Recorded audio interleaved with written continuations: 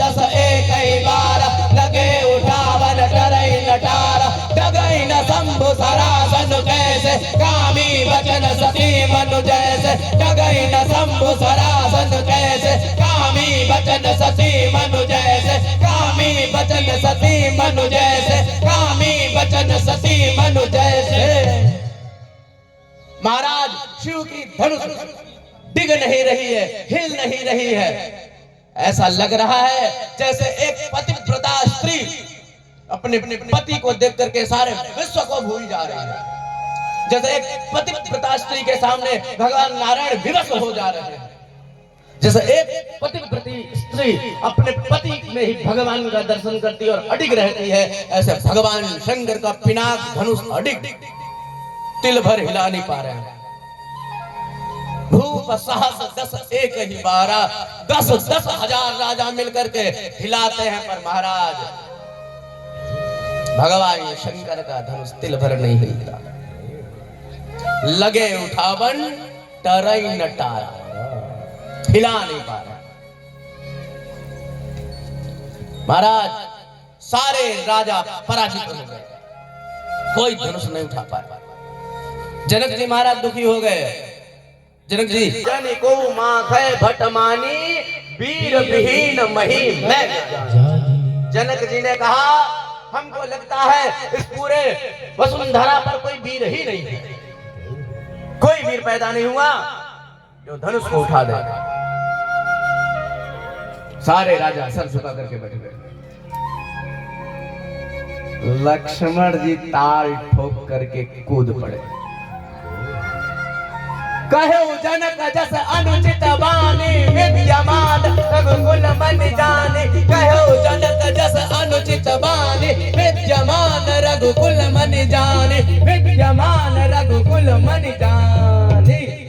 लक्ष्मण जी कूद पड़े। हे मूढ़ जनक, तुमने ऐसा वचन कैसे कह दिया? रघुकुल का कोई एक वीर जहां बैठा हो, किसी के अंदर ऐसा साहस नहीं होता यह शब्द बोलने का, तुमने कैसे कह दिया? तुम मूढ़ हो जनक, जरा विचार करके तुम कहते। जहां पर मेरे भैया राम बैठे हो, जहां पर रघुकुल का एक भी बालक बैठा हो, उस समाज में ऐसा कोई कहने का साहस नहीं करता। तोरऊ छत्र का दंड जिमी, अगर मैं चाहूं तो तुम इस धरती की बात करते हो, सारा विश्व ब्रह्मांड घड़े के समान पटक करके फोड़ दूं।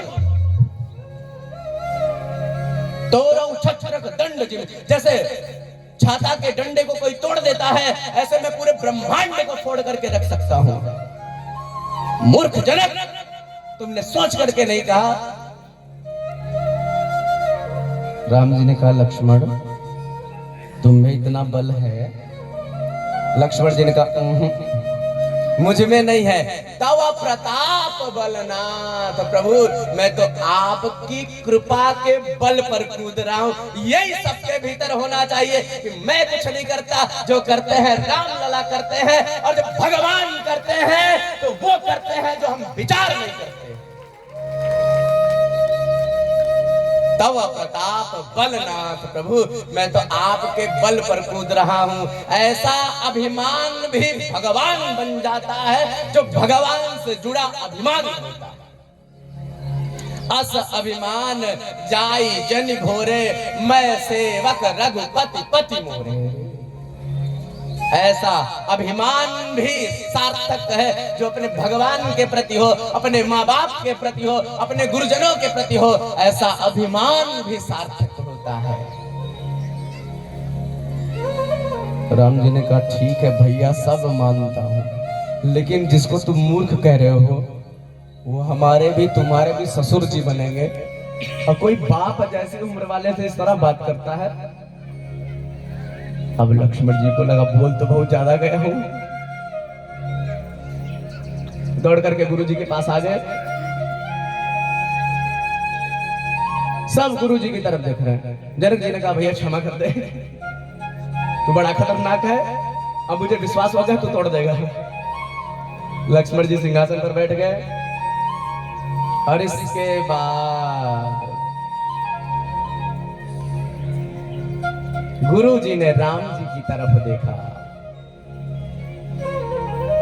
और गुरु जी ने राम जी को आदेश कर दिया, उठहु राम भंजहु भव चापा,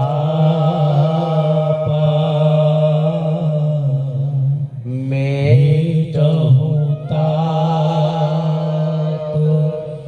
जनक परितापा। उठहु राम भंजहु भव चापा। हे राम, खड़े हो जाओ, जाओ धनुष तोड़ाओ। राम जी खड़े हुए, गुरहि प्रणाम मन ही मन के,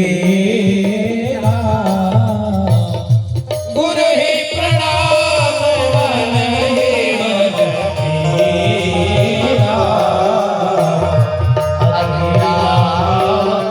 उठाए धनु तेरा, उठाए धनु तेरा। गुरहि प्रणाम मन ही मन कीना, मन से गुरु जी को प्रणाम किया, आगे बढ़े, धनुष के पास पहुंच गए। धनुष को देख रहे हैं, ये बढ़िया किया, ये अच्छा काम है।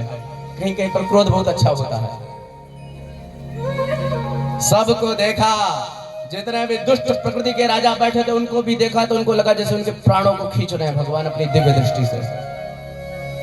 यही भगवत गीता में भी होता है। भीष्म पितामह कहते हैं, हे कृष्ण, अर्जुन युद्ध कर रहा था तो तुम सबको क्यों देख रहे थे? स्वजन वधात विमुखस्य दोष बुद्धिया। भीष्म पितामह कहते हैं, महाराज आप क्यों देख रहे थे? भगवान ने कहा, अब हमें कैसे बता दें? पितामह ने कहा, मैं बताऊं? तो उन्होंने कहा, बताओ। पितामह ने कहा, महाराज मुझे पता है, आप सबकी आयु का हरण कर रहे थे अपने नेत्रों से देख करके। मारते हुए अर्जुन दिखाई पड़ रहा था, पर सबकी आयु आप छीण कर रहे थे। ये यहां हुआ। राम जी ने जब दुष्टों को देखा तो उनको लगा उनके प्राण छीन लिए। उसके बाद भगवान धनुष के पास गए, शंकर जी को प्रणाम किया। आद्यंत मंगल मजात समान भाव, मार्यम तमेशम जरामरमात्मदेवम, पंचाननं प्रबल पंच विनोदशीलम, संभावये मनसि शंकरमंबिकेशं, बोले उमापति महादेव की जय।